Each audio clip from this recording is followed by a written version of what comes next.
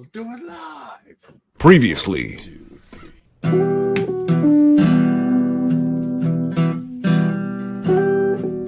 3.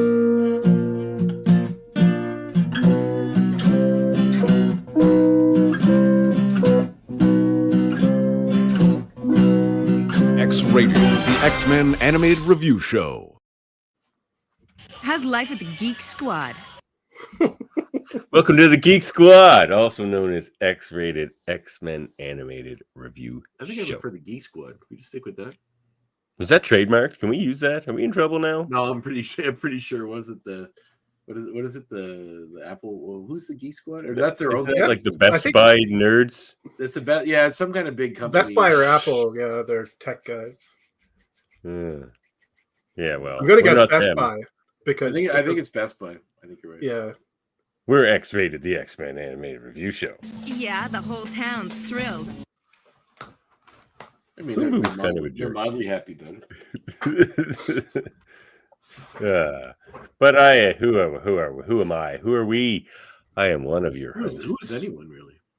Not that you're not capable of doing it yourself, which you are. But that wouldn't be any fun if I did it myself. I am one of your hosts, Davin. Yes, that's my real color. Gray. And with me, as always, is my co-host and Big, strong man. Meg Mondre. you've gotten pretty good at these. I was gonna say, not bad. That's probably the nicest one he's ever posted to me. Usually it's like this slime-ridden piece of garbage.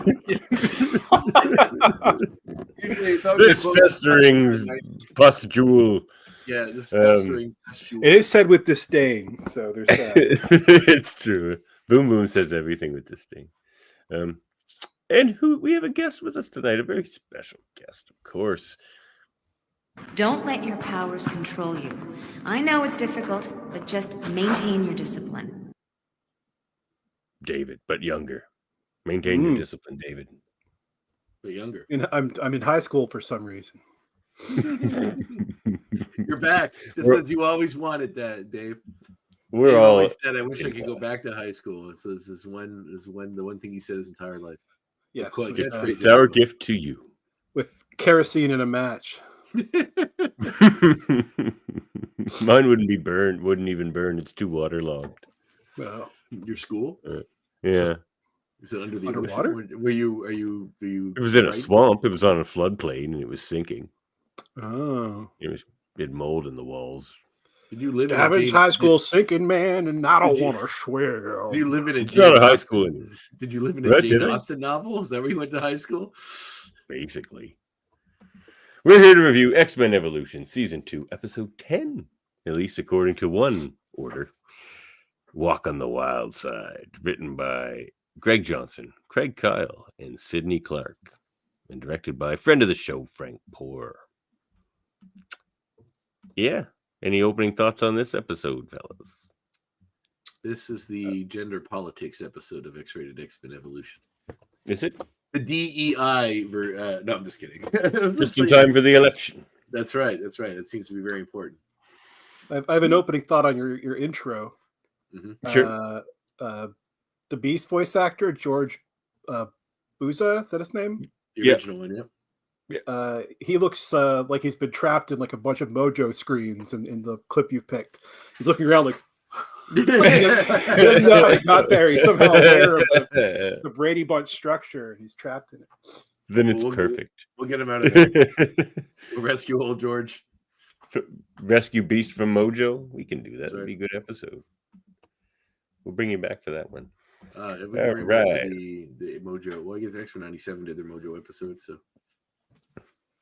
Does So Mojo what's new? ever appear in Evolution? No, I don't think so. Yeah. No, Mojo does? not yet. Arcade did. I'm just Arcade did assuming very, Mojo will. very briefly. No, And Mojo that- just doesn't seem to fit this series, really. I mean, It's every not that version. wacky. Every version of all the characters are all kind of a weird, like watered down version of them because they have to make them fit within this high school narrative, right? So you're never really gonna get the full version of anyone except maybe like Apocalypse or Magneto or those kind of guys. But like everyone else seems to be like, some very, very softer version of them. Yeah, like that fit within a high school narrative. Mr. Like, Sinister's going to show up as like the assistant principal or something. He's like a wacky assistant principal that always is, trying to counter the hijinks of the X-Men. This episode, though, is a lot of fun. I think I'd rather this show be like Saved by the Bell, but if they all had powers. Let's just like basically what it is. Yeah, kind of.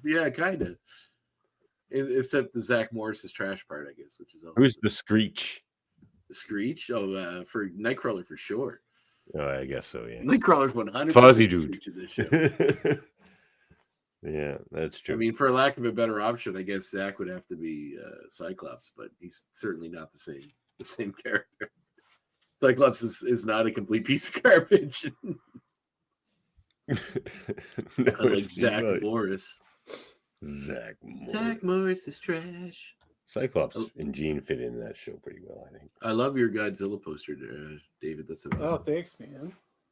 It's also, fairly new. I just like to point out that if someone with a ring-addled brain like mine to put a Daphne and a David on the same screens is going to be very difficult for me.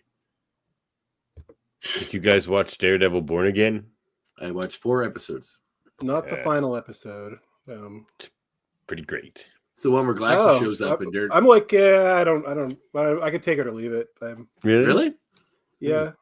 David, if I recall correctly, David likes a superhero narrative, which is fantastical. It's not that. Daredevil's rarely that. I don't know. I can't really comment on it till I see the final episode, but I haven't gotten around to it, and I don't feel a fire underneath me. Like I'm not like, oh, what's gonna happen? So that's the one where he teams up with Star-Lord and fights Morg. Oh, yeah! I gotta get out of here. I gotta watch this. And then Blastar shows up at the end. It's so cool. I can't believe you spoiled the Blastar game. There's a little tease for Jack of Hearts as well, which is the one character I really want to see in a Marvel movie. Jack of Hearts, bring him in. It's time. If there was a Guardians 4, he probably would have showed up in it. Well, it's going to be Star-Lord's getting his so maybe you can tie into that somehow. Yeah, true. So they say. We'll see. According to someone I know who works for Marvel, they mentioned briefly, I don't want to get anybody in trouble, that they were at something somewhere where it was like they had all the stuff up that showed all of the characters, like the Guardians 2 hadn't come out yet, and there was like at some summit where like all these things what were going to happen in the movies was also there, and there was like a board that indicated who Star-Lord's father would be, and it wasn't Ego on the board, so it obviously changed. But the original plan was for another character, and he told me that if I could guess it correctly, he would tell me, but he didn't want to get in trouble. So then I tried to guess for months, and then after the movie came out, he told me it was Jack of Hearts. You know, I was like, oh man, that would have been cool. I would have liked that. That would have been cool. But I mean, Ego was great too. I like what they did with that too. So who knows? Jack of Hearts. Yeah, was it so Dave? Dave works for Marvel. No, I wouldn't throw Dave under the bus. The actual editors at Marvel don't know what's going on at Marvel Studios. So yeah, fair enough. Yeah, it's a whole other ball game, whole other world. So yeah, initial thoughts of the episode? I like it a lot. Yeah, I mean, Boom Boom's always awesome. Every episode with Boom Boom featured is pretty great. I think. Pretty high in the old Boom Boom train, eh? Yeah. All right. What about you guys? And I like the X ladies. Like most of the best X characters are ladies. So yeah, that's part of why I feel like the gender conversation doesn't super work in this episode. But we can get into that. Yeah, honestly, I thought it was doing okay until the end. And then when I was like, oh, they really would have all died if Cyclops wasn't there. Oh, yeah, there's that too. Yeah. Oh, yeah. So at first I was like, oh, well, this is nice because I was fully expecting them. I'm like, you're sort of undoing the plot here, the point here. And I know it's just done as a gag, but it's still sort of like, oh, they would all be very hurt or dead if it wasn't for Cyclops being there. You know, the big, strong man did, in fact, save them at the end of the day. So maybe a little garbled anyway. But we can get David has more than just that, which I'm sure I do too. So we can hop into it if you want. All right. All right. Let me get this going and then pause it. All right. So we see the X-Men doing a training mission. It's Jean taking magma through a simulation about falling rocks, in which Cyclops is monitoring because he's coming to get them for some reason. That's a simulation. I took that to be that some. Oh no! I think you're right. It is real. I don't think it is simulation. Yeah, it is. They're in like a sub basement. Like Yeah, it's a training session, but I don't think it's in the danger room because otherwise, why would Cyclops bother, right? But Cyclops shows up to tell them that Professor doesn't want Amara to be late for her first day of school, but of course is overseeing their mission. During of which she's trying to learn to control her magma powers. That's her name is Magma. But then Magma. Liquid hot is Magma. Liquid hot would have been a good superhero name too. Liquid hot. They have This she's like a. doesn't work. I'm not taking the blame. I told you I wasn't ready for this. She also sounds like she's 9 years old. She does, yeah. I didn't think about it so much until I heard the voice without seeing her say it, and then I'm like, oh, she sounds very young. I thought she sounded very young, but she also sounded to me to be like one of the more authentic sounding voices in this show. Yeah, that's fair. I thought she did a good job, especially since she's supposed to be so junior or whatever. But then I was confused. Like, she's in a class with Boom Boom. I guess Boom Boom's really dumb. Failed a few times, which I could buy that. I guess she's a bit of a rapscallion. Oh, sure. So the boulder, when they're working on the train, the boulder breaks and falls down towards them. Jean tells her Amara to melt it back into place. She tries, it misses.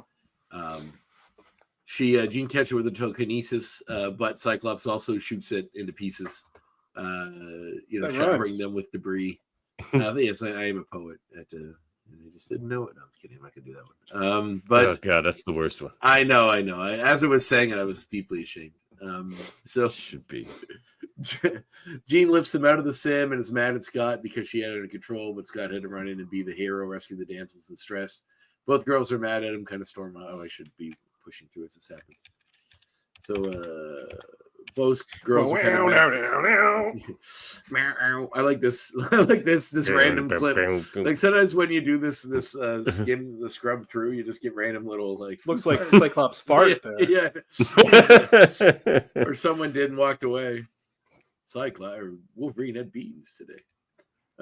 So yes, we see them getting angry at Scott for kind of. It's a good thing for you girls I was here, and no need for thanks. That's what we heroes do.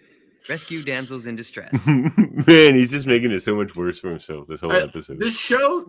I feel like Cyclops is very inconsistent in this show. Like sometimes he's just like a good around, all like a nice guy, and then sometimes when it's convenient for what they want the story to be, he's kind of an arrogant prick. He's a teenager. Like this seems out of place for the Cyclops that I'm mostly familiar with in this show. I think he's trying to be funny. He's trying to be funny, and he's also trying to like get his flowers because like Jean is like his best friend at this point in the show, and I imagine it's only subtext. Like they haven't been specific, but it's clear that he has feelings for her. Yeah, vice versa. Yeah. So like he's kind of like he wants his little hey, thanks or whatever. Sometimes you say stupid things in front of the person you're into, especially at that age. So.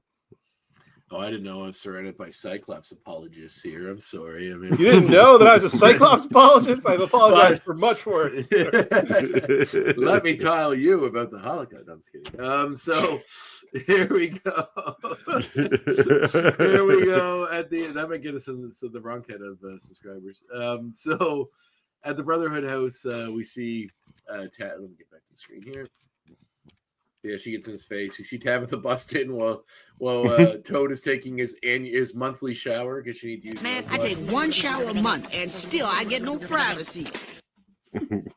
Which I realize is I can't warm up to this very the way Toad's voice is. I just can't. I don't know. Really, I love it. He's my favorite character in this show. Yeah, I'm not one for like comic book retcons to match media, but I so wish we could take Toad out of the comics and drop this Toad in like he'd always been there. Me too. Because I got nothing to say about Toad. He's fine, I guess, in the comics, but I love this guy. I love him. I mean, but he's not really. I mean, in a way, he's not really a bad guy. Like I wouldn't say any of the Brotherhood in quotes are the bad guys in this. Sometimes they just have loose morals. So sometimes they fit into that when they need them to, but generally they wouldn't. Like you wouldn't see these guys murder somebody. Or do anything really bad besides a little bit of like graffiti or some robbery or something. Like they always make the right decision when they. Oh man, the Ultimate Toad did.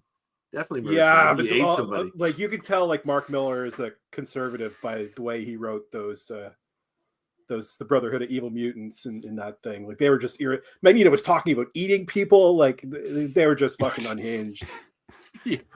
Should have go a little wild. I guess it's just I don't know. I think the white guy trying to act like a black guy narrative to me has got a little played out in media. It's and just also the neighborhood he grew up in. And I went to high That's school. what he knows. I went to guess high there's school a with an little awful of lot that. That's what it reads to me, and maybe that's not the intent, but that's maybe I'm overly sensitive about it. I went to high school with a lot of people like this, so I don't know, but for some reason he doesn't use any of the slang. He's just got a bit of an accent. I don't know. He's just like he's the Snow of the Brotherhood of Evil Mutants. Oh no, he listens he's to the like Informer. He listens to Linkin Park. I think that's what he's into. I get that. I could get the Linkin Park connection. That's fine. But I guess that's the root of what bothers me the most about it. But maybe it's my own hang up and not actually the tone of the show's problem. So anyway, so yeah, we see that she obviously has no qualms of blowing up the door and do whatever she wants in this disgustingly filthy house. Look at this door. Look at this wall. Oh my god.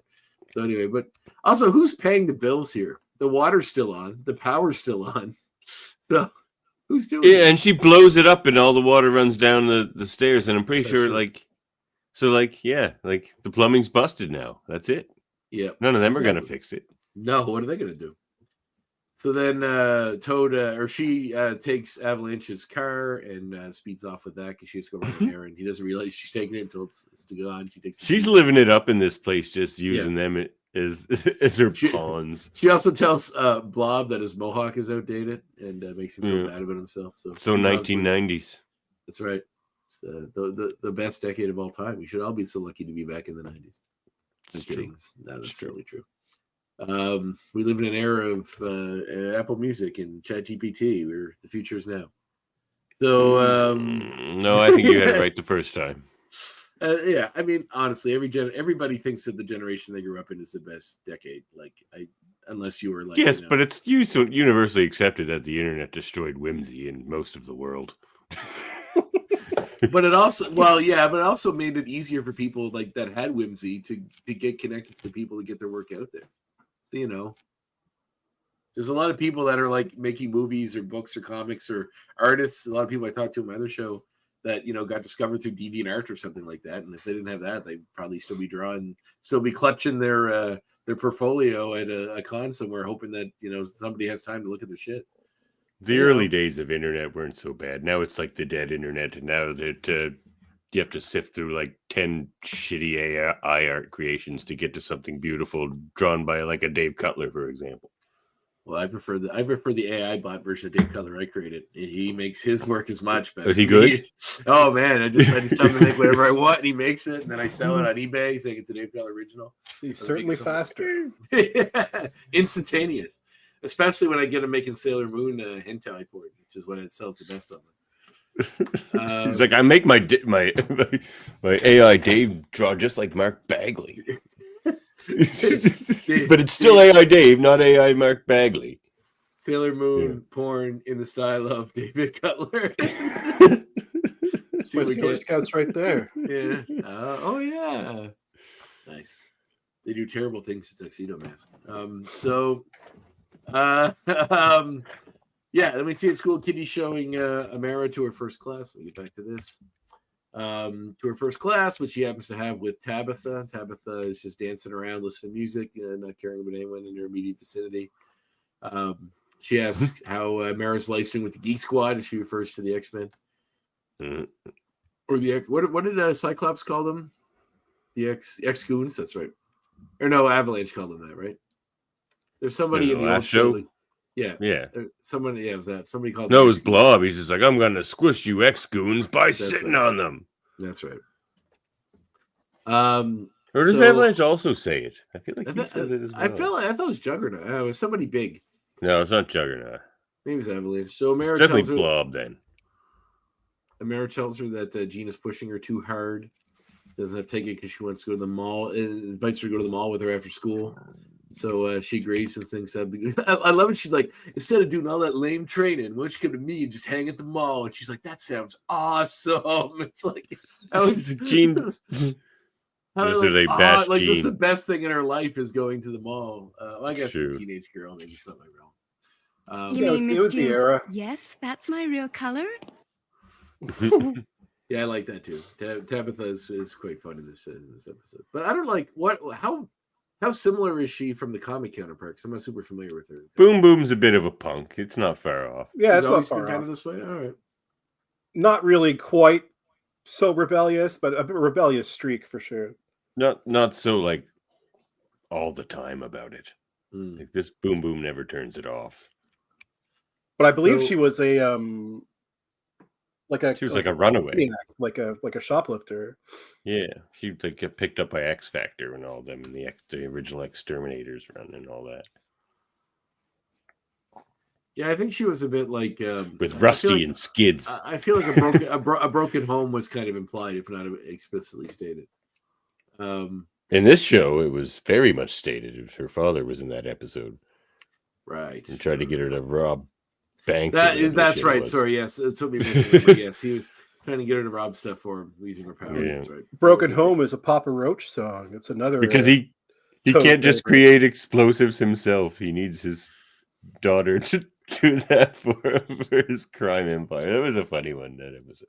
Cut Anyway. her life into pieces. Oh God. This is her last resort. suffocation, no No breathing. breathing, no- All right, so I'm glad I skipped that phase of Oh childhood. man, I was super deep into that phase. I was definitely into the aggro music when I was a teenager for sure. I was For into dating. like 40s blues. oh come on. That's a Look at- teenager. Yeah, look as at a this. teenager. Wow. Davin was that insufferable teenager that's like, I don't relate to anything else of teenagers of my own ilk. No, it's I'm true. That's listening. how I got a I'm- gig as a DJ in high school. The guy I'm said gonna- it's because I didn't. If Yeah. you excuse me, I'll be in the corner listening to Mississippi Gary. Yeah, I don't know Mississippi Gary, but sounds great. He was a blues character. He was a blues character on The Kids in the Hall. Yeah. Anyway, so Jean sees them take off in Avalanche's Jeep, and she asks Scott to borrow his car so she can pursue them.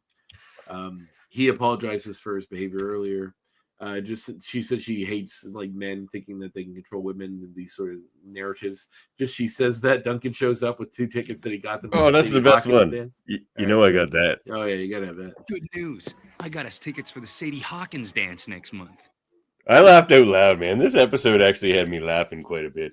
I did actually chuckle a little bit about that. So you get that. The Freaking thing Duncan. that I wanted to say about the gender thing comes up somewhere in this part where she says she's tired of being treated like the weaker sex. Yeah.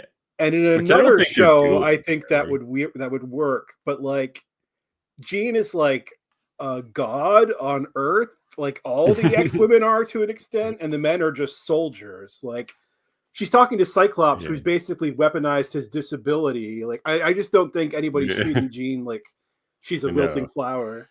No, you're right. At no point in this episode or in the show has it ever felt like she's been a damsel in distress, like ever. Just this episode. Like it has. I don't definitely remember hasn't any. come up Yeah, I don't before. remember any point where she's been like kidnapped and they had to go rescue her or anything. No, she's usually the rescuer. Usually her and Cyclops show Yeah, up together exactly. and kind of save the day.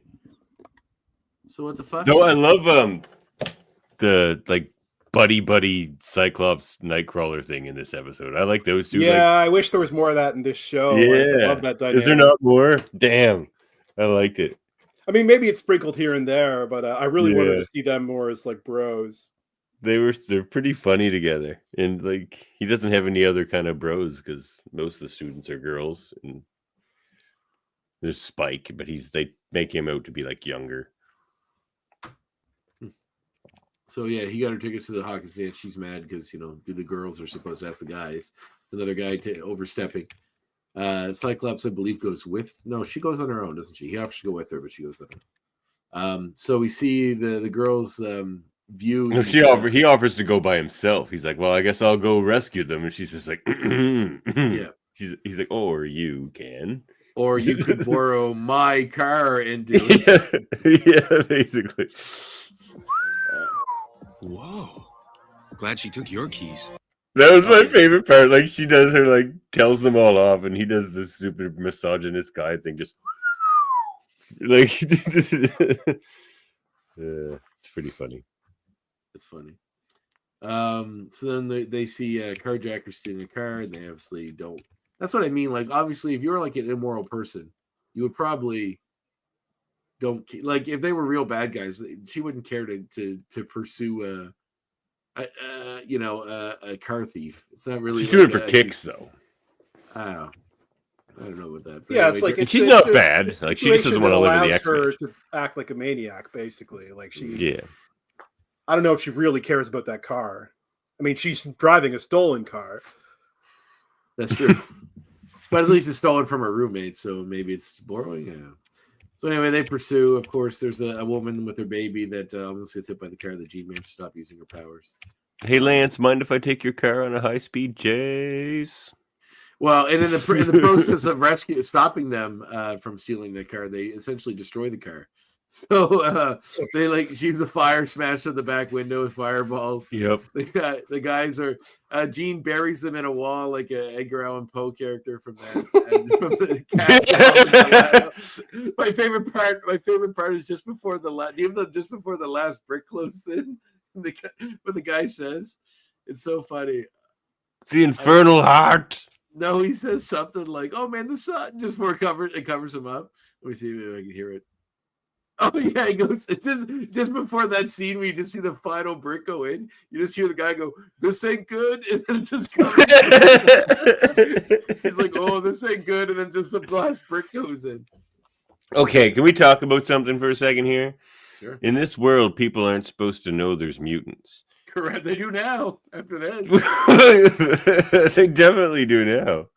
They're throwing bombs out of their hands, fireballs, she just floating bricks at you. Pulled an Edgar Allan Poe on you. It's like my least favorite thing about the show is that people don't know that they're mutants. And how they really should, because they just keep showing them. Yes, yeah. When this show first aired, I would have told you like, "Oh, this is the good X-Men show.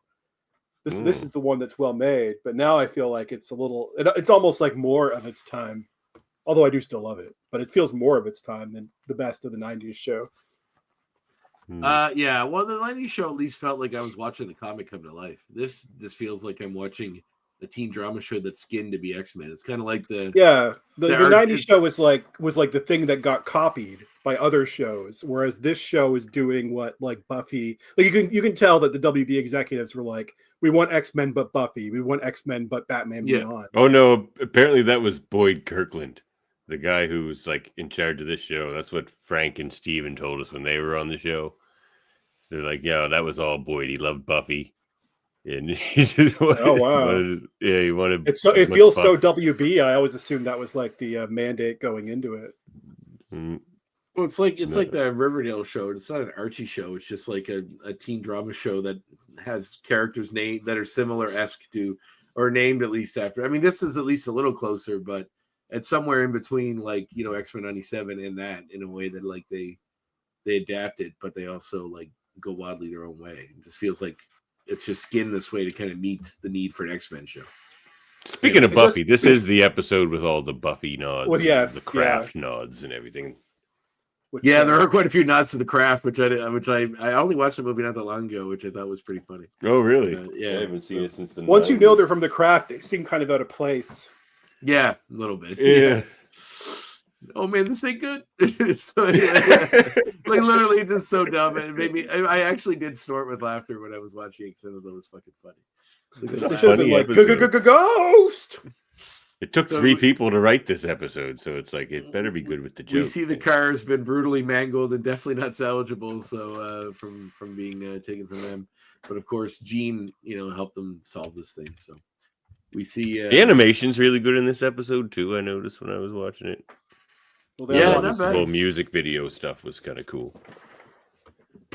The girls go off to celebrate their victory when the police arrive. So the whole instance on the news later that night, Gene and Amara decide to keep it a secret.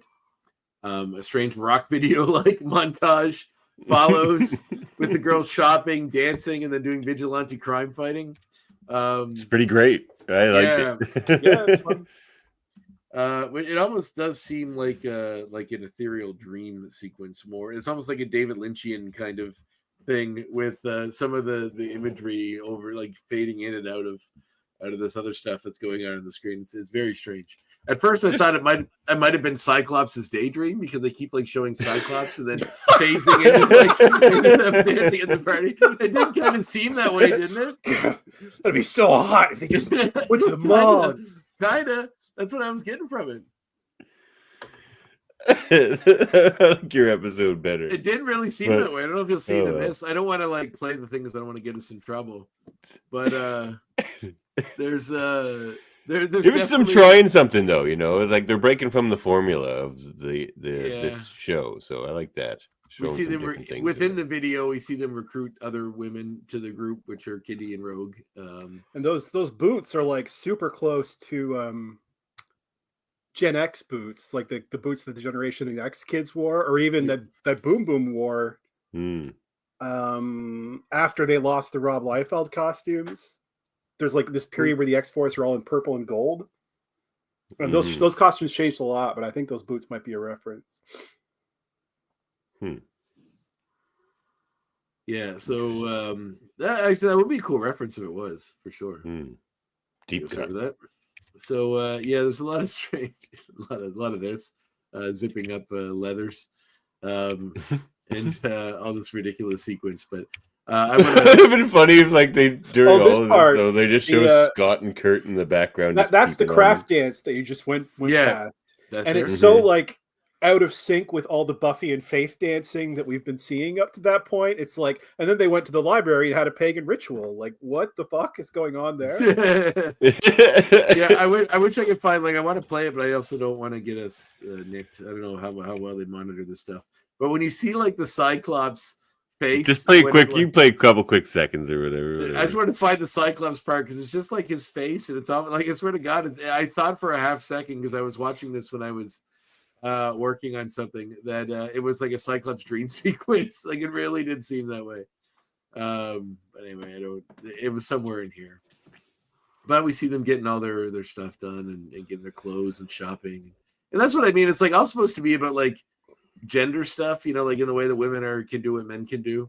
But also like a good chunk of this is them going to the mall and shopping, which is kind of like a big stereotype and getting new costumes and all this sort of stuff. But anyway. They look at CDs and stuff. I don't know. It took me back in a way. Like, how often do you see? If you saw the same narrative, would you see a guys going to the mall and shopping for their costume?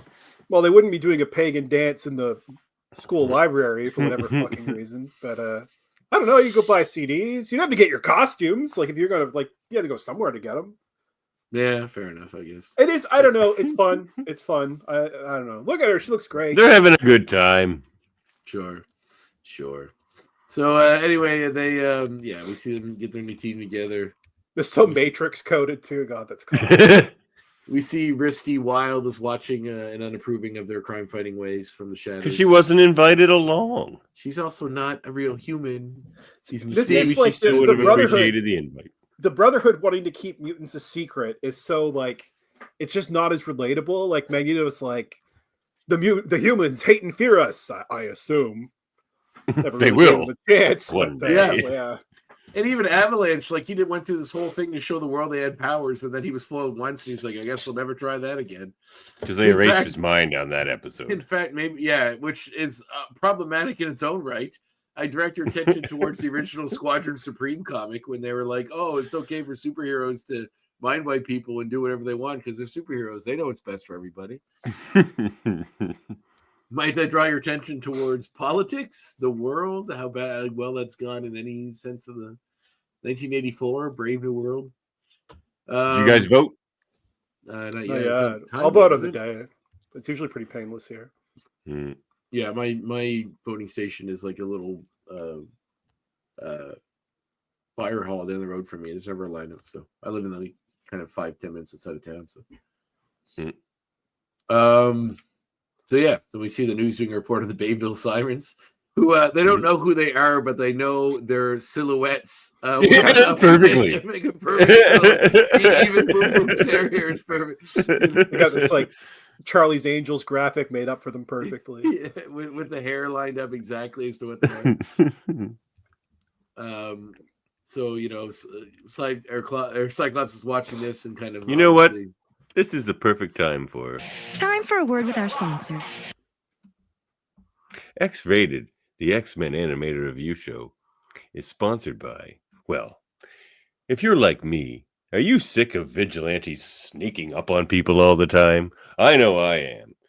So, with the help of our sponsor, Boom Boom brand Vigilante Sirens, you can announce your vigilante intentions proudly and then commit to them, and with style, of course.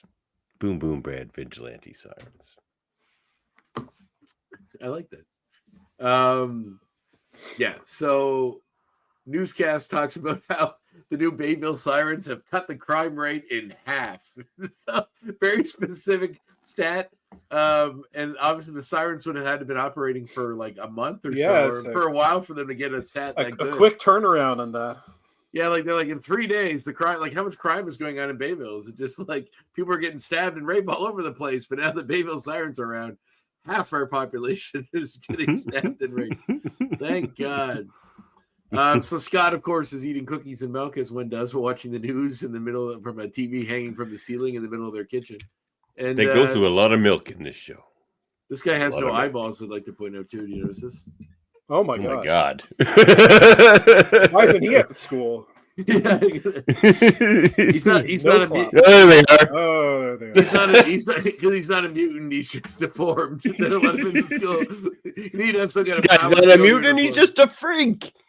That's the other thing about this world is there's no mutants that can't pass, right? Except I guess Nightcrawler, but he gets a yeah, that's convenient. A thing. So everyone seems to be, and Beast just hangs out of the school, I guess.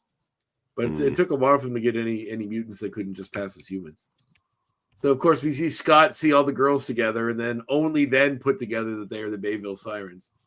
So he tells probably high. I thought I recognized those silhouettes.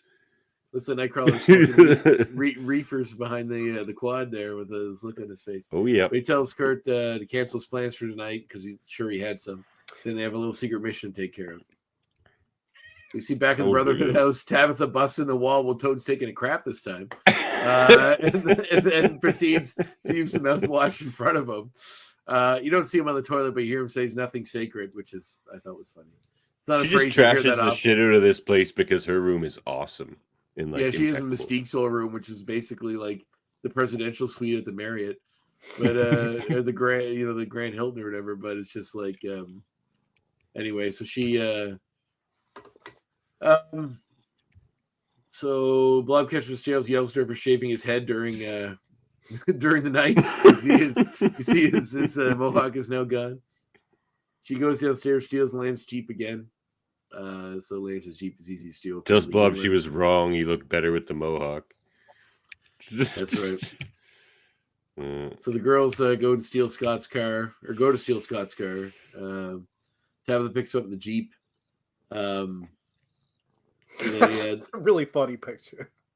Yeah, they're all like, look at Rogue looks like a ghost that's just sneaking in.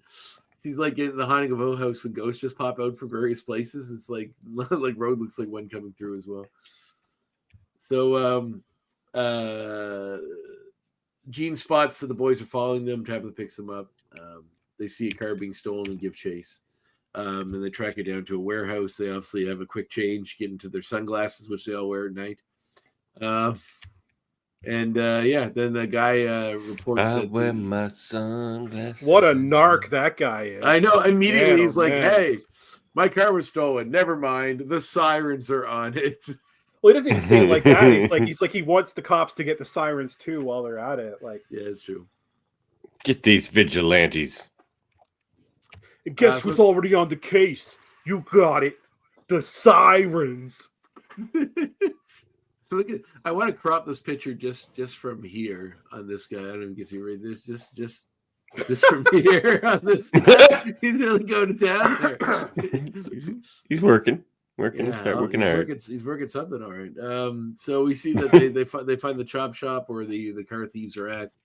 They it turns out this was all a setup from the ringleader who looks way too old to be running a chop shop. He looks like he's like 60, like a rich 60-year-old. Like, how much money can you make off running a shop like this?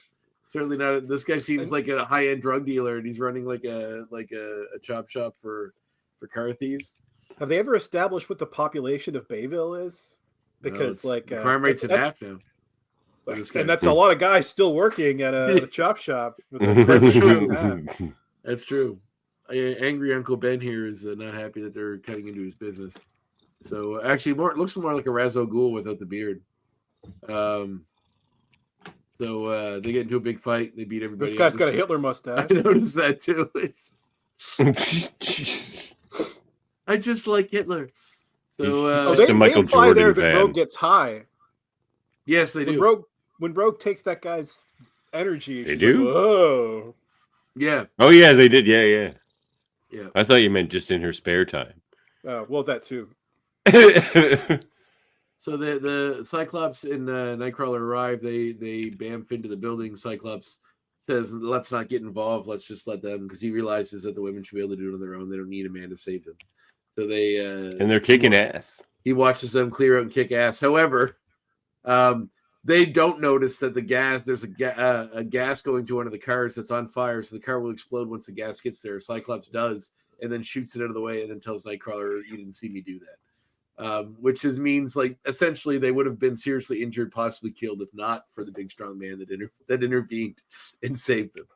Kind of underpinning the whole point, or undoing the whole point of this episode. Somewhat. I mean, maybe I'm reading too far into it, but so they deal with everybody. Then a cop shows up. Is going to arrest them, but then, I think it's Boom Boom suggests they fight the cops so they can get away, and Jean says they wouldn't do something like that. They don't fight the police. The police officer says, like, sure we do. The police officer says she'll let them go as long as they promise not to do this again. So they do. She tells her officer that she didn't see them. The officer leaves, and we find out, of course, that way it leads to the sewers. She said. The cop is Mystique. So Mystique got involved and turned them off. We see a moment of reconciliation between Cyclops and Jean. Jean says she knows Cyclops and Nightcrawler were there, but thanks him for not intervening. And says it would be nice if they could live in a world where they could use their powers to help people out in the open. And giving some nod. It's a real sweet ending because they're cheers to some milk. Their someday is also about them getting together. Maybe. Here's to someday. Clink. I kind of want Cyclops to end up with Rogue in this story, but anyway. I mean, I'm not a Cyclops and Jean guy. I want Emma to show up and Jean to get set into the sun as a teacher and have him start having an affair with a teacher. You're like, it's some sweet of these two mean that they want to end up with each other someday. But honestly, I just wish they'd send her into the sun so that he can get with the hot, popular chick with breast implants. That's who I wanted to get with. I'm allowed to enjoy something for everyone. But I do like Jean, but I just don't like her with Scott. I don't know why. Yeah, it seems too storybook, too fairy tale. Yeah. Well, it's also like you have the benefit of having it be a center point to the X-Men for like 60 years now, or 70 years. So like it's a bit played out at that point, right? After so many years of it, you kind of like want to see something different. I would have to agree with that. Well, it's time for... Where is it? How shall we proceed, sir? By making a call.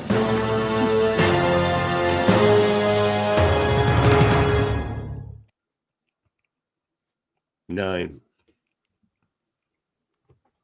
I like this one a lot.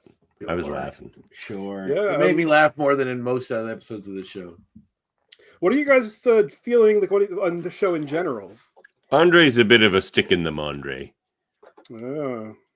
I mean, if I were to give this show an overall score, it'd be like a 6. Like it's not terrible. Wow. It's not terrible, but I don't know. I guess it's not the X-Men show that I want. Like it's fine. It's just like it's been 2 seasons of high school drama with a tiny amount of superhero stuff mixed in, and I guess I want the ratio to be different. Does that make sense? Yeah, it does. I mean, it makes sense. I would have wanted more high school drama than the. I guess, but there's so many shows about high school drama. Like I don't know. I don't go to X-Men for that. I see where you're coming from, and I mean, I do wish it was more of a faithful adaptation looking back on it, but I feel like you could have walked this line better. There could be a lot more superhero hijinks in it, and the high school stuff. It's just they went. You might turn around on it going forward, because in my memory, season 3 is like they forget that they ever had a premise about them being in school. Oh, great! People keep telling us that the show gets great. that may change it then, because that would certainly change it for me. Because I just feel like it's just. It's like if there's like a dial, like when you're creating a character and you have like this way and that way. If it's like superhero and X-Men or superhero action and high school drama, if you could have like just moved the slider a little more towards superhero action, it would make. So, what would you give the X-Men 92 show? Oh, like an 8. I mean, there's some like scattered episodes that aren't great, but overall, it's a pretty fun show. And that's coming from someone who never really watched it before. But like, I watched it as a kid a little bit, but not as much. Never seen it all. So watching it as a jaded 30 whatever year old I was when we first started this endeavor, I still really enjoyed it. There's a lot of cool stuff in there. I mean, X-Men 97 is just great, but that's because they have the benefit of tailoring it towards us, the people that watch that show as a kid. And what would you give this episode? Like an 8 or 9 within the context of this show. I'd say it's pretty great. Yeah, I'd give it a 9. Yeah, I kind of wish they'd found some. I'd stick with a 9. I'll go with a 9. Super villain. 3 9s. To I kind of stick in the carjackers. That's what I mean. Couldn't that have been a super villain? Like they could have stuck in some low rent nobody they were never going to use again. Some cool reference. Like it could have ended. It could have ended bigger, because like. It doesn't feel super girl power to me for them to beat up a bunch of carjackers when the carjackers are just random dudes who don't have powers. Yeah, I agree. Of course they could beat them. I mean, Jean could hold them all to the ground and none of them would even be able to move if she wanted to. But I give it a 9. A solid 9, almost a 10. So close. It could have been like some Morlocks or something. Yeah, it could have been Callisto. Well, then you lose the girl power. But whatever. It could have been somebody. It could have been any number of like ridiculous no name. It could have been Pyro. Like, whatever. It could have been somebody. Pyro versus Magma. Sure. Magma. Have a good old fire off. And then Boom Boom's in there shooting kind of like fire stuff. So, hey, Bowski, say hi to everybody. I'm still on the fences with my estimation of this series, because I do feel like there's a lot coming. Well, to be fair, Dave asked my opinion so far. So, there's still 3 more seasons to go, so that could change. I'd probably give it a 7 right now, maybe. Probably a 7. When this was on, I absolutely loved it. Like, I was crazy for the show when it was on. I distinctly remember you watching this until this when we were, I think. What year did this run? 2001? Yeah, it was still on like in 2003 or so when we first met. Like it was getting hard to catch. Like YTV was changing its time constantly. But But I'd also give X-Men 92 like a 9 or a 10. X-Men 97 or an X-Men 97 like a 10 or an 11. It depends on the season. I would give the first 3 seasons a 9 of no. Well, it depends. What scale am I using? Am I using the adjusted X-Men scale? Because like, if I compare it to Batman, the animated series, I can't call it a 9. That's fucking insane. But if I compare it to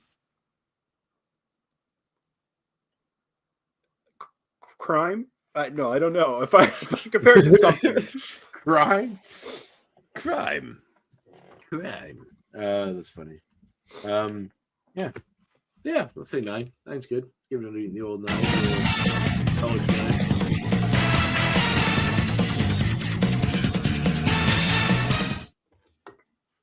It's time for the evolved X points. All right, I'll go first because I have mine queued up.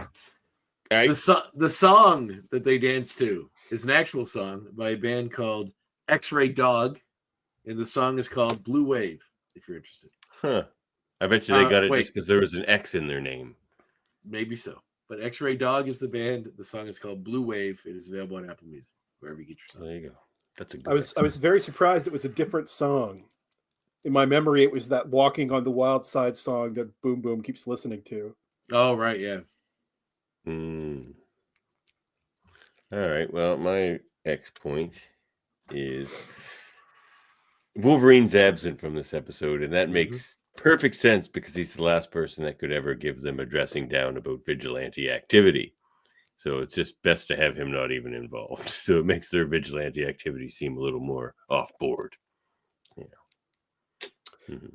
This episode might have worked better if it wasn't about girl power and it was about Wolverine coddling them, and you put Wolverine in Cyclops' position or whatever, and then it'd be more about Magma's training, because that gets dropped. Is he coddling them because they're girls? Oh, I mean, you could even do that, yeah, completely, because he's an old shitty guy. So let him be an old shitty guy. He's an old shitbag. You old shitbag. You old shitbag. All right, Kevin. What? How's it back to me already? David. Oh, I never have X points. We'll just count the thing you just said about Wolverine as your first. Yeah. There's my X point. That's a solid X point. It was.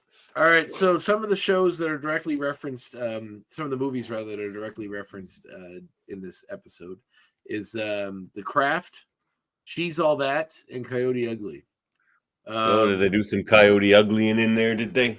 The girl's slow motion walk sequence, particularly, is an allusion to The Craft, especially clear when Kitty blows a kiss, similar to Nancy does in the movie, which I just vaguely remembered when they were doing all that. What's the Coyote Ugly stuff? It doesn't say specifically. It just gives dancing. a list of things that are referenced.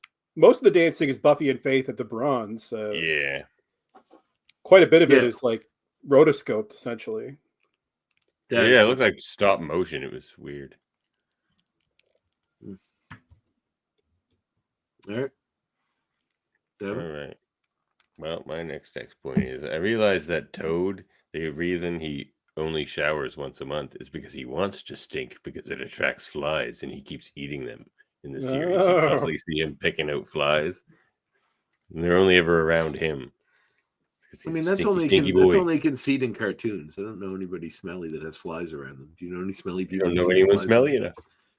I think if you smelled like feces, you'd probably attract flies. Well, if you're covered in feces, then yes. If you just smell like it's a bit different. How do you think you would smell on week 3 of this? Probably not great, but I don't know flies would be following me more than usual because of it. You live in the country. They might find you those flies. That's true. That's true. Back to you, Dave. Got anything for us? I'm just gonna jump off yours that he's a dirty kid. That's more of a rap rock new metal stereotype about kids at the time than it was it's kind of emo, kids. Right? It's sort of a little emo-y. So it's more of that's the kind of kid he was meant to be. Maybe he's doing the accent a little bit, but I got nothing. Yeah. No, I agree with you. That's what I saw him as too. Boom Boom would wear this outfit again in season 4 in the 2-part finale Ascension. She's the only one of the former Bayville Sirens to do so, although she doesn't wear the sunglasses and her hair is styled in a more normal way. Yes, she has much better hair as a siren than she does as a student. All right. Well, my next X point, speaking of sirens, is it's weird that they call themselves the Sirens because in mythology, sirens call you to them, whereas they just follow people and beat them up. Also, it's not like they're luring people into them for their and maybe this came later, but they call the Gotham City superhero group the Sirens sometimes, don't they? Do they lure people into their doom? Wasn't that a thing? The Gotham City it started as a web series probably around this time using the Timverse designs. Right, because it was Catwoman, Harley Quinn, and Poison Ivy, right? Yeah. Yeah. So looks like they started that 2009. Oh, okay. That's when the comic started, I guess. Came out of Batman Reborn storyline with the Hush stuff. All right. Do I have another point, or since I started? Yep. All right. Yep. So the song Dave mentioned, which is played throughout the entire episode, is called "Walking on the Wild Side," but also goes by two other names: "Don't Mess with My Kind" and "Only a Girl." They're credited in the episode to Giovanni Moscardino, who is the show's dialogue editor. So he must Don't mess with my kind. That's one of the other titles for it, and "Only a Girl." Well, there you have it. X points. Do you want me to read the lyrics to you? I'm just your sweet next door neighbor. I do what I'm told, and I never cause any trouble. I'm so much more than meets the eye, but there's something that I keep hidden deep inside. Don't mess with my kind. Don't play with my mind. I'm only a girl, but I can move the world. Don't put me down or kick me to the ground. I'll be up in a flash. My superhuman blast. I may be out to have a little bit of fun. I've got a life of my own, and it's just begun. I've got my powers that you can't deny. Treat me wrong, and I'm gone in the blink of an eye. That's my favorite No Doubt song. It does sound like one, doesn't it? The chorus, the repeated chorus is just H. Hey, check it. Hey, check it, our comic reminiscences and recommendations segment. I'll go first. So, because I forgot to mention it last week when we were talking about our finds at the Back Issues Comic-Con here in Dartmouth, Nova Scotia. I was able to finally complete my full run of Bill Sienkiewicz New Mutants. Oh, beauty. 18 to 31. Do you have the prestige format book too? The prestige format book? Oh no! Did he do that one too? I'm pretty. I want to get some more of those. I have a couple of those, but no. Well, the New Mutants one, right? That's the one with the Demon Bear and all that in it. Isn't that the prestige? No, Demon Bear's in this. Demon Bear. Oh. I thought it started, or that book started with one of those. Look, it's a Demon Bear. Yeah. Didn't the series start with one of those? Prestige format? I think it had. No, it didn't. Excalibur started with one of those. Oh, I thought the New Mutants did too. Special edition. No, I think the New Mutants did. I think you're right about it was that. by Chris but Claremont. It didn't have the Demon Bear stuff in it. No, it was Chris Claremont and Bob McLeod did that one, so it wouldn't be Okay. Yeah, I'm pretty sure I have that. But yeah, this one. I finally got the expensive one, which is like the first Legion. Oh, nice. Look at this. That's great stuff, man. Bill Sienkiewicz. What can I say? Pretty great. Look at this weird one. Yep. Anyway, check that out. Maybe we'll do a long form comic review or something on some of those issues or something. We'll see. Yeah, we could. We'll see why not. The New Mutants do play heavily into this. Yeah. I see Davin's got, I think, the John Byrne X-Men Artist Edition on his drawing table, which just makes me a little jelly. I think David. Look at that. I don't know what Davin's got on his drawing table. Well, we've got the same poster. I got the same poster behind me that you got behind you. Oh yeah, I've noticed that many times. What do you got there, David? I can't find it. There's an issue of the Claremont run where the X-Girls go to the mall. Oh, that's the first Jubilee. I can tell you what one that is. Oh, that's way later than what I'm looking at then. Well, it's the first. Well, I mean, I can go grab it. It's the first appearance of Jubilee. I think it's like issue like 228 or something like that, or like. Oh, this omnibus goes to 227. Damn it! Oh, really? First appearance of Jubilee. Is it on? I'll go grab it. Continue on with yours. No, I don't want to because I want you guys to be here when I talk about it. It's Uncanny X-Men number 244. I can hear you. Oh, it's 244. Created by Chris Claremont and Mark Silvestri. Yeah. Cool. That's a good one. All right. They find Jubilee at the mall. I think I mentioned a little while ago that I went to that book fair thing they had at maybe I didn't mention it, at the Helvex Forum. And I got a ton of really cool books for like brand new, tags still on them and everything for like $4 or $5. I think I probably got $1,000 worth of books for like $40. It's crazy. Oh wow! But and a lot of them are from like the Bookmark, which is one of my favorite bookstores in Halifax. If only you had 1,000 years worth of time to read all the books. There's a part of me that hopes the world will collapse, like in some kind of horrible crisis, and that I'll have time to read books, which means there's no way, because if the world actually did collapse and I was still alive with all my books, I'd probably be struggling to just find food and not, fend off raiders instead of get to hang out in my library and just read books. I think what I need was that? Wasn't that the old Twilight Zone episode? Yeah, those glasses break. Yeah. But I guess it'd be more like the last man on Earth, where like everybody dies and then you're like one of the few people left alive. But I mean, I think I'd be so lonely that reading the books probably wouldn't be as nice of a time as I would have hoped it would be. But one of the books I got there, so there are these like New York Best Review books, which are really cool. I got a ton of those. They're kind of like the Criterion Collection for books. But the one I did pick, one of many I picked up, was the Louis Riel book by Chester Brown. But the one I wanted to talk about was this one. So I've always seen this at the bookstore or the comic book store. It's always on a shelf. It always looked really interesting, but I never picked it up before because I just never thought about it. But it was only $4, but it was brand new, so I thought I'll give it a shot. It was this, the Hobtown Mystery Stories, The Case of the Missing Men. So this is by Chris Burton, drawn by Alexander Forbes, and it's sort of like a David Lynch meets the Hardy Boys, Nancy Drew kind of thing. It's very strange. It's and it takes place in Nova Scotia. And the place is called Hobtown, which makes you think it may be loosely inspired, if not directly inspired, by Truro, which is called Hubtown.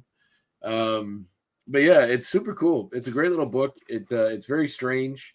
The art style is kind of unique, and it does sort of really play into that fun sort of teen detective trope. It reminded me a lot of a movie I really liked. Called with Adam Brody in it, called The Kid Detective, that I would highly suggest you haven't seen. It's been on my list for a long time. But, I was surprised how much I liked that movie. It was really good. The Kid Detective. The kids. So movie? he plays Adam Brody plays a former child detective who is like the one in the town that would solve all the minor crimes. But then when a girl goes missing and he never solves it, he never kind of gets over it. So he becomes sort of a jaded adult who still takes cases. But is kind of a drunk and not really not as good as he used to be at it. But also kind of a joke in the community for being the kid detective. So yeah, he peaked early. He was like the kid phenom that didn't go on to do anything. Exactly. And then something comes up that connects to this case from the past. And it's actually heartbreaking in some ways, but a really, really interesting, good movie. I'd highly suggest it. That's not my movie choice, I guess. I should. That's you got to. You got another comic recommendation for us there, or I found it. Thank God. All right, there it is. Yep, there it is. It's Uncanny 244. You evolve the Chris Claremont and the Omnibuses? Yeah, beautiful. Where they go to the mall, and it's a great one because they are ladies. Of course. They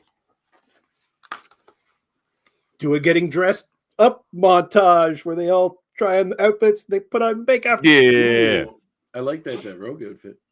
That's what ladies do. They go to the bathroom together, then they come out and they do dressy things. Let's try to keep the stereotypes about women to a men, gentlemen, shall we? The very next issue is Rob Liefeld's debut on the title, and it's the men on the team go out together. I think they just get drunk at a bar and get they do. They only do dude stuff. Trust me. Yeah. And the issue is titled "Men." Women be shopping, boys. Let me guess. Men be drinking at the bars. Since Rob Liefeld drew it, do the men go shoe shopping? Definitely not. That's an easy jab. That reminds me, I have a second comic recommendation, though, just with the whole ladies X-Men theme. Go check out Exterminators from a couple years ago. That's up there, too, on the shelf. What's that? That's a fun miniseries by Leah Williams. It's got Laura, X-23, Jubilee, Dazzler, and Boom Boom. You got to have Boom Boom on a team like this. So, check it out. Exterminators. Cool. Never heard of that. It's very short. Is that Carlos Gomez on art? I always say that I want to be Carlos Gomez at home. like the guy you go to when Carlos Gomez is busy. He's pretty great. But so are you, Dave Cutler. All right. Well, what do we got up next? Oh, of course. Andre's next movie recommendation. Yep.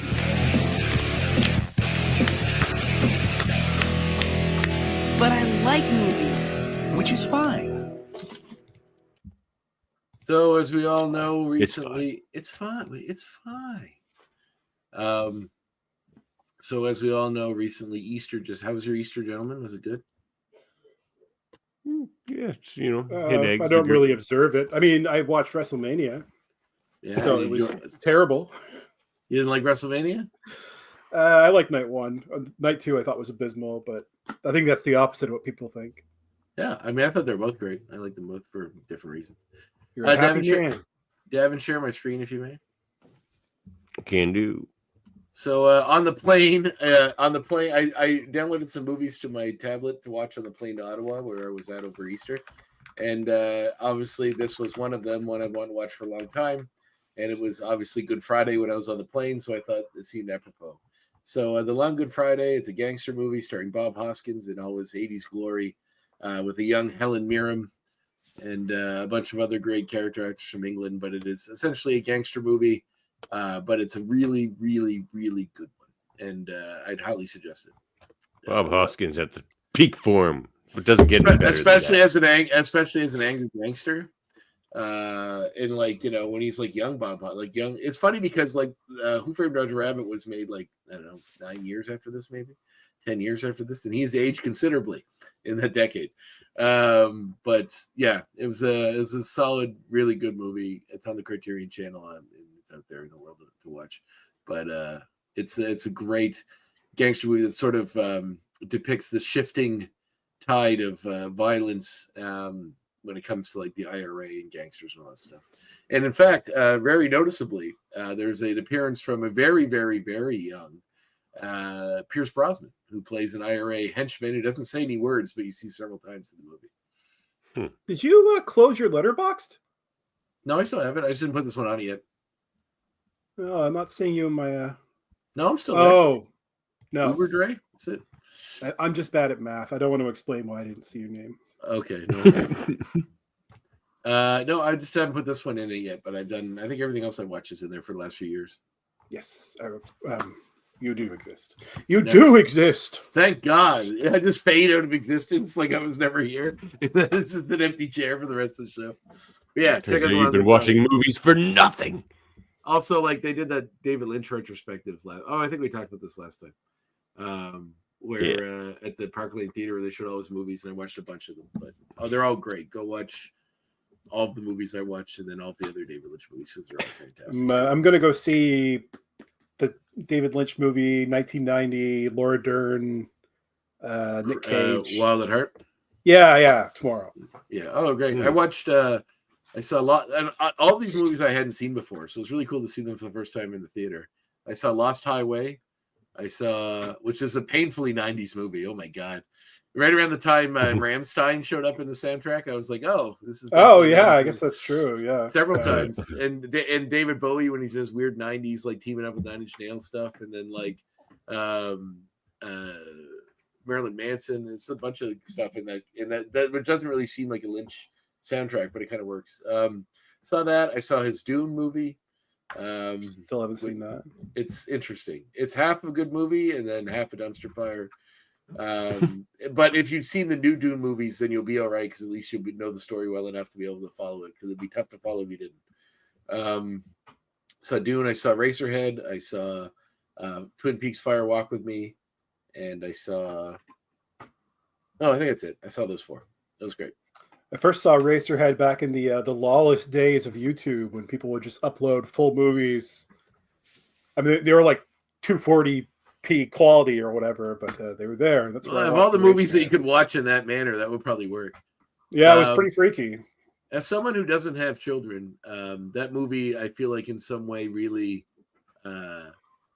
instills in you the anxiety and constantly being afraid that they're sick or going to die or something's going to happen to them.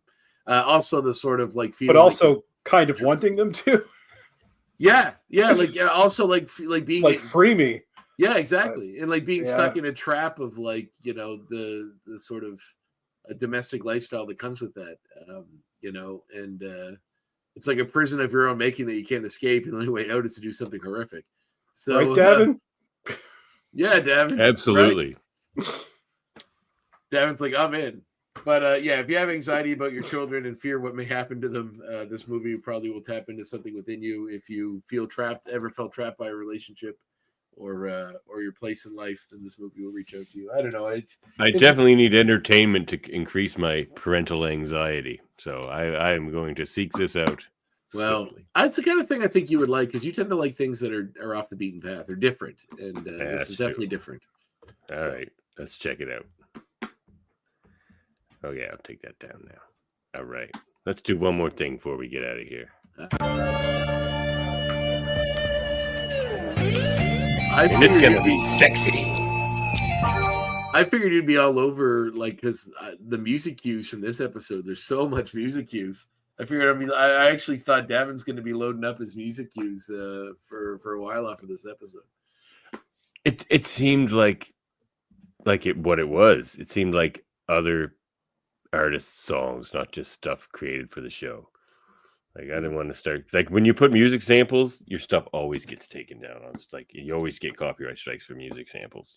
Like you could play probably like a minute and a half of this episode, no one would care. But if I played 5 seconds of a David Bowie song, we would be taken down. Like that's just how it works. It seems. But yeah, extracurriculars. Let's just play the rename game. The rename game's a fun little game.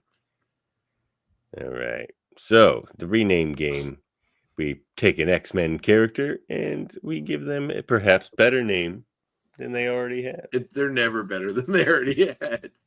All right. Do you have written down the ones we came up with last time? Because I'm sure. Well, we went for Nightcrawler. Was he Blue Devil? I don't know. Devil. I think Dark Devil is what I came up with.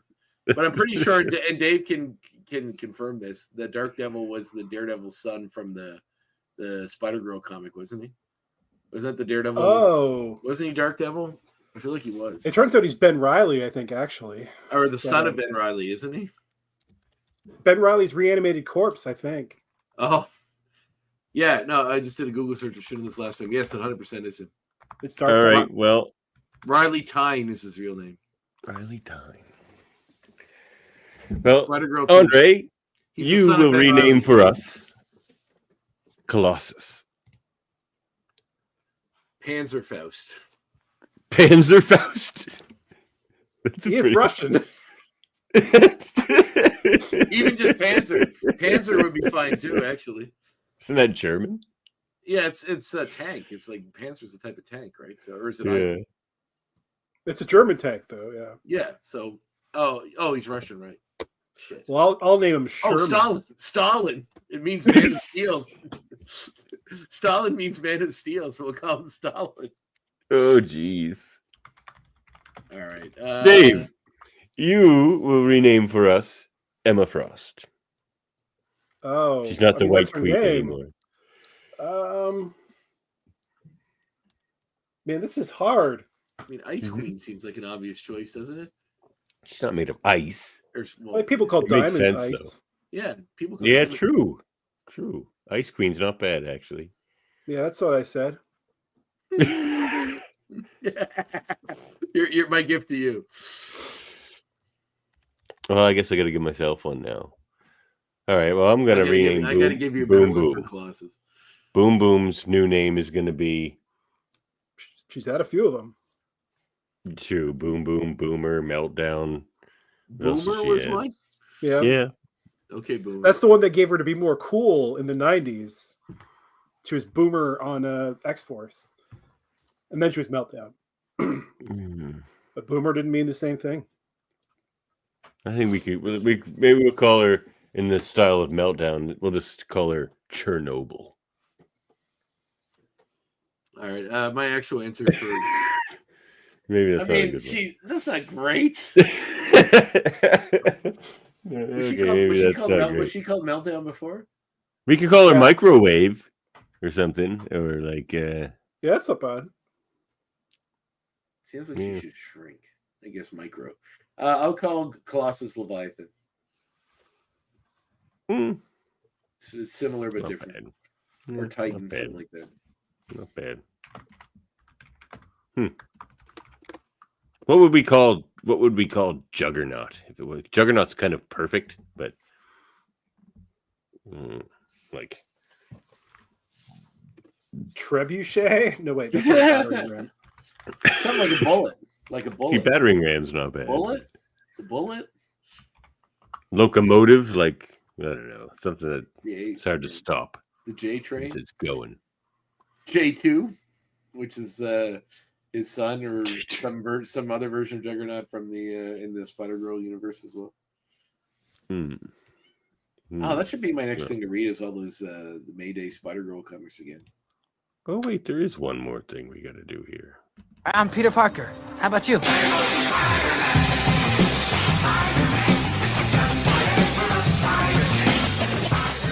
Oh, I'm actually Kick his ass, Seabass! I'm actually very interested to see what Dave thinks about this cartoon.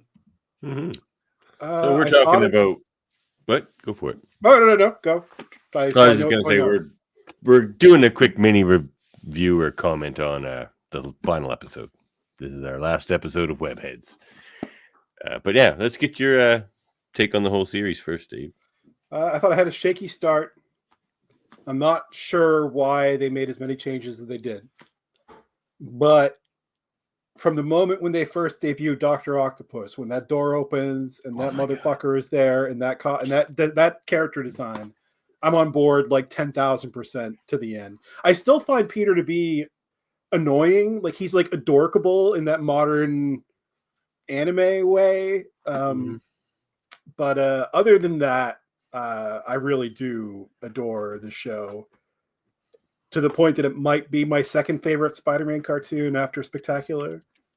Spectacular is my favorite. Although this one's up there, it's hard to choose. It's hard to choose between both. I really like a lot of good Spider-Man shows. I don't know, man. Yeah, I was pretty happy with this show. Like the first episode, I was like really same reason. I was like, it's another high school drama. Like I guess this show sort of illustrates more what I wanted out of this X-Men show because it is a high school show, but there's way more superhero stuff in it. Because it's a world where people know of such things. Like that seems to be the biggest. Like it's kind of weird that it's so close to the Marvel universe, but also so different. Like they have a Civil War in it and all that stuff too. Yeah, I guess like it's like the what if is if the Marvel universe had a Norman Osborn, this is how things would have gone. That he would have intercepted Spider-Man before Toady got to him, and yeah, that's true. I guess that makes sense. And like all the little nods to the other costumes, like the Slingers costumes and all that, I thought was really cool. Was so good. I know, I really dug that. So I don't like how charmed his life is, though. As Peter, I'll never like Spider-Man at a private school. I can't stand it. He should be like put down upon, struggling. Like I want to see him suffer. God damn it! If he's going to a private school for super geniuses and not getting kicked out, like his life is set. He's got nothing really to worry about. So I don't know, but yeah, there's so much with the Peter character that I'm not on board with. But the rest of it I thought was great. The Tombstone stuff, great. It worked better in like college age Spider-Man, like in Big Time when he's like at the super genius school with like Max Modell and stuff like that. Like that.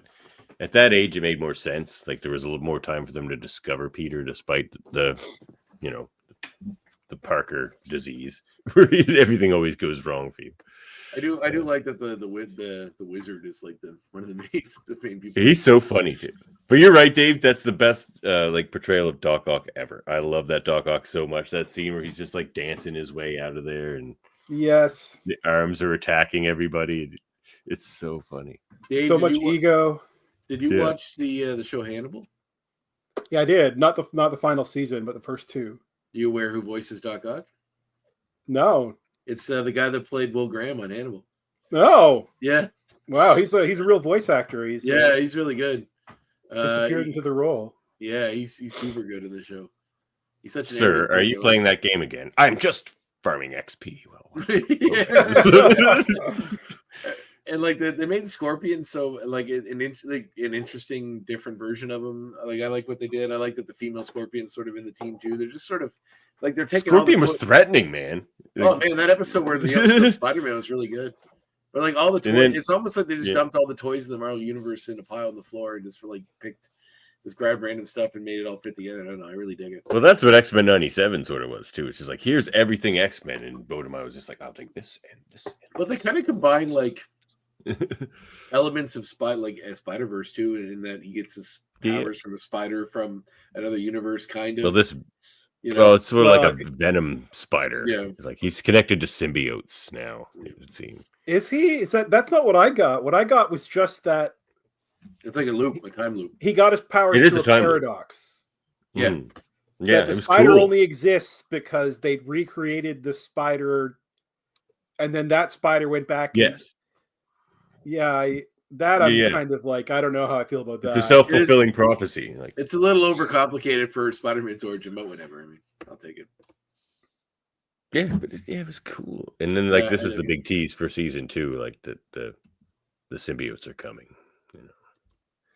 Which would be cool to get like a proper Null storyline. I know they wasted him in some movie that I didn't watch, I think. Well, I never watched Venom 3, but isn't it supposed to be like is the implication that he is going to be back in other things? I guess we'll see. I believe that was part of I think Venom doesn't actually face him directly, but it's implied that he is going to have something to do with maybe Secret Wars or some other thing they're doing. Who knows? Who fucking knows? Who knows? The weird way that the Sony Spider-Man stuff has to fit in with the Marvel stuff is really perplexing to me. So, well, what's happening over on that side? The Graphic Histories Podcast. New episode just dropped. I think you should do a 2-part interview with David Cutler. I already did a 2-part interview with David Cutler. All right, then. That's covered. Well, no, we can do another one someday. Because I mean, obviously, there's been several. I mean, after some more time has gone by, because I'm sure Dave, as we know, life goes on. I'm sure Dave has lots of new stories. He can tell us all the horror inside out stories about who he had to sleep with the Marvel to get this position, or draw that, or do this, or whatever. I have some stories, but none that I can actually talk about. Well, I actually really enjoyed our last chat because Dave had some great stuff to talk about. It's interesting talking about the vitriol that comes from fandom from a guy who's experiencing it directly after creating a indigenous version of Captain America. The fans definitely took that well. They always do. Great. That was an experience. Yeah. Well, they don't call him Joaquin on the wild side for nothing. Where is old Joe Captain America at now in the canon? I really don't know. I'll be surprised if he ever appears again directly, but in the What If Kahorti one shot that I did last November, he has a cameo. He's the construction worker that witnesses them take down Loki. I have an interesting fact, which I guess so I'm on a board of directors for a credit union. I'm also on a board of directors for the Chamber of Commerce. You may enjoy this. The Toronto Chamber of Commerce. So the new executive director is from some area of Ontario, and I can't remember exactly what place. But she moved here, and she's doing the job. And we had a meeting the other day, and she was explaining to me about how the What If character Kahori. It's Kahori, but they also say Kahorti and Kahortli. So I think it's like one of those things where like the actual pronunciation is so not English that it's like debatable what actual letter is pronounced there. So the town she lives in, I guess, like the version of Kahori's origin is based on the indigenous people of that area. So that, and I think she belongs to that tribe as well. So I guess it was like a huge thing when that came out, and they had parties and they all celebrated and watched the What If episode. And I think the creator had some connector to that area as well. So it was nice. It was very highly celebrated and apparently like a huge thing for the community. So it's a cool new character too. Like I like the powers. Yeah. How do they fit? I have to read this comic now, but how do they fit her into the Marvel universe proper? Is it still whatever? Or is it just Well, she can universe hop, so it's technically just straight up the MCU cohorty comes to the Marvel universe. Oh, so they just comics use her universe. straight up. Yeah, Cool. so she may or may not be that cohorty from What If, but she is identical to that cohorty in every conceivable way. Interesting. Well, anything you can share about any upcoming works there? Yeah, I'm working on Captain Canuck versus Uncle Sam. No way. Really? Yeah. No way. Yeah. Are you serious? Yeah, that'll be out in June. Oh, wow. Wow. Ty Templeton is writing. It's coming out through what? Lev Gleason books. I should reach out to can't Ty wait. again. I reached out to him when he was. I didn't realize he was going through treatment for cancer when I reached out to him last time. But I think he's kind of back to normal-ish now. So Yeah, he's working, and I should reach back out and see if he wants to do the show, because I'd love to have him on. He was. Oh my God, he's a guy you can get two-part episodes out of. He's got stories. Oh man, no, he's that he doesn't mind telling. I met him. I met him at the Montreal Comic Con a long time ago, and he was super sweet and really, really nice. So great guy. He just recently wrote some big article about how his father, Charles Templeton, was displayed in this Billy Graham TV movie that they made. Martin Landau played his dad in the movie, and his dad was the Canadian Billy Graham. Yeah. What? Yeah.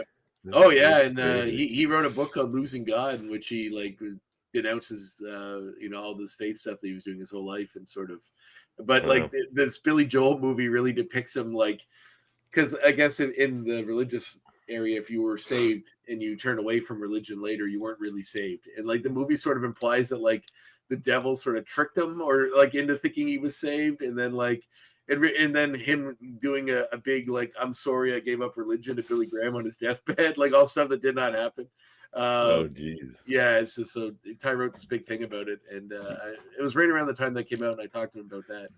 And Jeez, you got to get Ty on the show. Yeah, it was super, and plus his Buntoons are the best. The best. He worked with fucking Bob Newhart on that comic. Yeah. Man, his Spider-Man Fantastic or Human Torch thing was awesome. Oh, one of the all-time best Spider-Man comics. I would put in the top 5 best Spider-Man comics of all time. I don't know. It's up there. Yeah, I remember when it came out, David and I used to fanboy over that quite a bit. Yeah, I think I didn't actually look if this is a false memory or not, but I think I brown nosed when he was my teacher and took it to class and got it signed. I got him to sign it. When I met him at that con, I brought that book for him to sign, and it was great. It was super, super fun. I only have a naked copy. Dave, I haven't got the chance to talk to you about this yet, but how excited are you for the Fantastic Four movie? This one, everybody. It looks. Yeah, and mine is the little tiny baby. I have that digest version. I have that one signed. Great. Marvel was doing digest-sized books at the time. They're doing. Yeah, I'm excited for Fantastic Four. Oh, yeah, me too. Look great.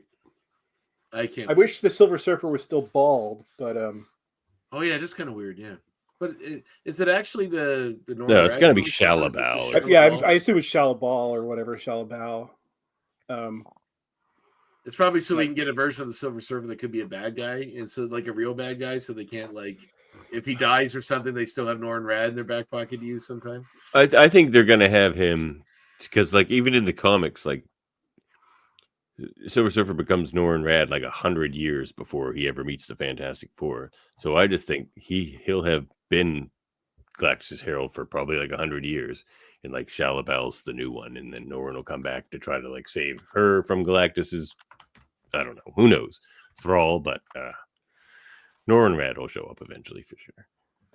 Well, or maybe he's if the X-Men are supposed to universe hop to our reality, maybe he's our Galactus' Herald, former Herald. Yeah.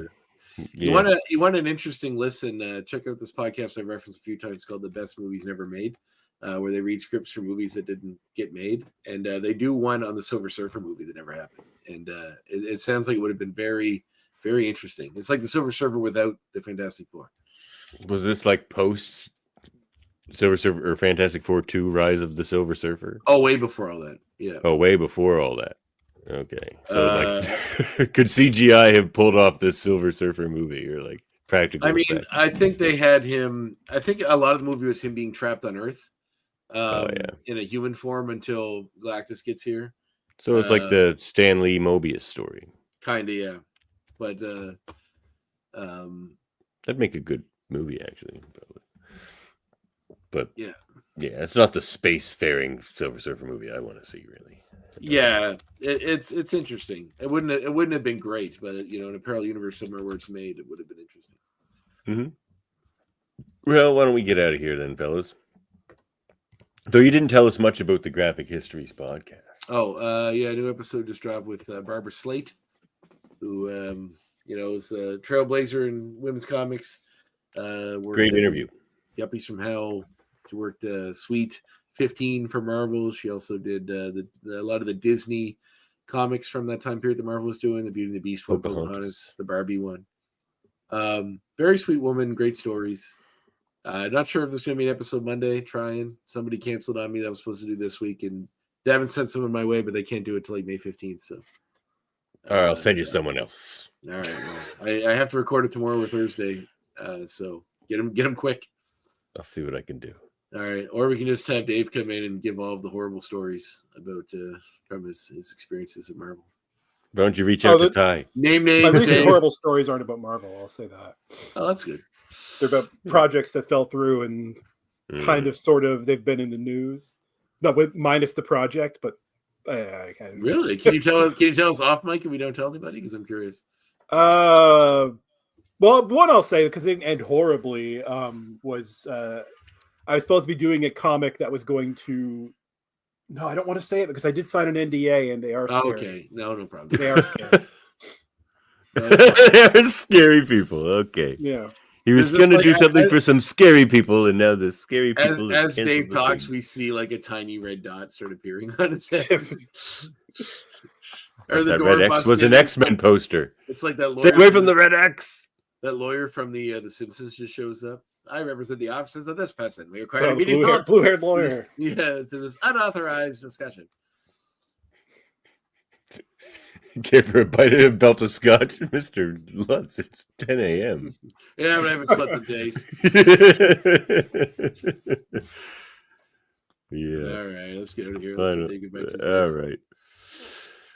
Well, you can support the show at patreon.com/X-Men Review Show or buy us a coffee at buymeacoffee.com/X-Men Review Show. How many copies we got, Davin? 0, but I don't know that I set it up entirely, so I don't know if people can yet. I got to go back and make sure that's all set up. It's like that Simpsons when he's like, let's check out the kill count from the Killer Storm. Well, the kill count is currently at 0, but we're expecting to shoot up at any minute. Damn you, Snow! And then he starts off by going, what is it? It's been classified as from Winter Wonderland to a Class 3 kill storm. And then Marge is like, I like the sound of that Class 3. Yeah. Like the kill storm didn't bother her, but